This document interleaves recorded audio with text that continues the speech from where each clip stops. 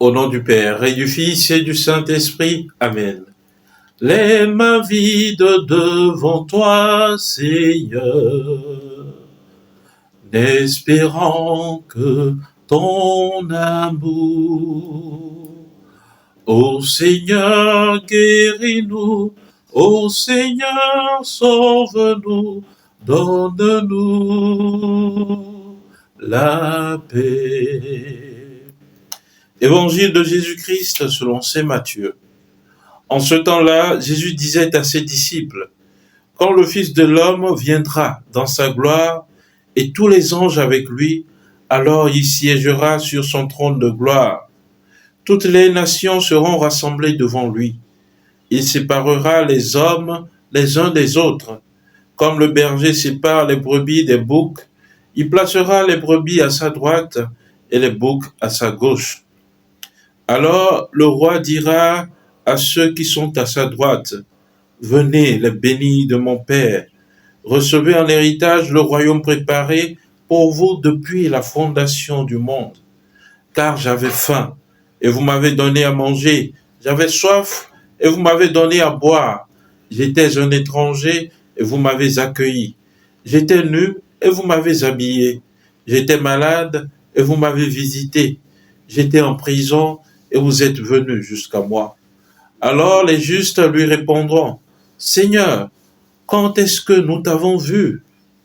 Tu avais donc faim, et nous t'avons nourri, tu avais soif, et nous t'avons donné à boire, tu étais un étranger, et nous t'avons accueilli, tu étais nu, et nous t'avons habillé, tu étais malade ou en prison.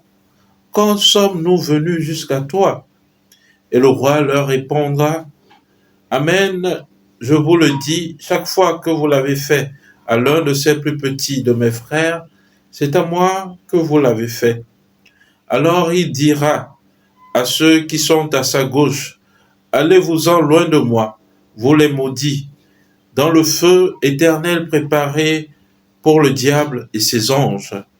Car j'avais faim et vous ne m'avez pas donné à manger.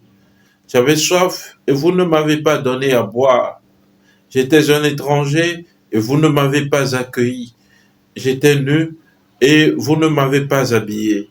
J'étais malade et en prison et vous ne m'avez pas visité. » Alors ils répondront eux aussi, « Seigneur, quand avons-nous vu avoir faim, avoir soif, être nus, étrangers, malades ou en prison, sans nous mettre à ton service? » Il leur répondra, « Amen, je vous le dis, chaque fois que vous ne l'avez pas fait à l'un de ces plus petits, c'est à moi que vous ne l'avez pas fait. » Ils s'en iront, ceux-ci au châtiment éternel, et les justes à la vie éternelle. Acclamons la parole de Dieu. Louange à toi, Seigneur Jésus. Bien-aimés de Dieu, paix et joie à vous. Aujourd'hui, nous méditons sur un exercice spirituel très important de ce temps de carême, qui est l'aumône. Alors l'évangile de ce jour nous incite véritablement à la charité sincère.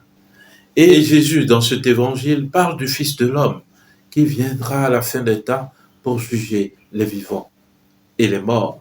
Il placera les brebis à sa droite et les boucs à sa gauche. Bien-aimés de Dieu, pour avoir part au royaume, nous avons vu les actions qui sont essentielles. Jésus disait à ces hommes que j'avais faim, vous m'avez donné à manger. J'avais soif, vous m'avez donné à boire. J'étais un étranger, vous m'avez accueilli. J'étais nu, vous m'avez habillé. J'étais malade, vous m'avez visité. J'étais en prison, vous êtes venus jusqu'à moi. Bien aimé, cela nous interpelle aujourd'hui par rapport à toutes ces dimensions. Combien de fois est-ce que je visite encore un frère malade? Combien de fois j'ai encore le soin d'aller visiter un frère en prison, de donner à manger à un pauvre, de donner à boire à un pauvre, quelqu'un qui a soif? Combien de fois j'attise en moi la charité? Bien souvent, nous ne pensons qu'à nous-mêmes, que moi seul je puisse prospérer et que les autres, bon, Dieu s'en souciera. Non, Dieu se trouve également dans ses frères et sœurs qui sont les pauvres, les malades, les prisonniers. eux aussi sont faits à l'image et à la ressemblance de Dieu, tout comme vous et moi. Alors, il est important de faire la charité envers toutes ces personnes.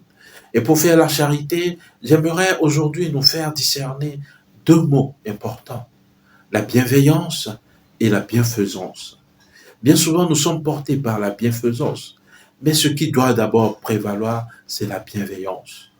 Ne pas faire le bien quand, parce qu'on le veut, ne pas faire le bien parce qu'il faut le faire, mais être soucieux du frère qui est dans le besoin. C'est ce que Jésus disait. J'avais soif et vous m'avez donné à boire. J'avais faim et vous m'avez donné à manger. Être soucieux de celui qui est dans le besoin. Ne pas faire le bien simplement, ne pas faire la charité simplement pour le faire, mais être bienveillant envers le frère, envers la sœur. Chers frères et sœurs, c'est cela à quoi l'évangile de jour nous appelle. Et voici le temps favorable pour l'accomplir. Voici le jour du salut pour vous et nous. Saisissons cette occasion de faire le bien autour de nous. Que Dieu Tout-Puissant nous accorde des occasions de faire le bien tout au long de cette journée et que ces grâces rejaillissent en abondance sur nous. Nous voyons dans l'évangile que ces personnes que Jésus a accueillies à sa droite et même les autres qu'il a accueillis, qui sont partis à sa gauche, ils n'ont pas su lorsqu'ils ont rencontré le Fils de l'homme. Ils ne se souvenaient même pas de lorsqu'ils ont accompli le bien. Faire le bien sans relâche et laissons Dieu s'occuper du reste. Laissons Dieu nous bénir en abondance.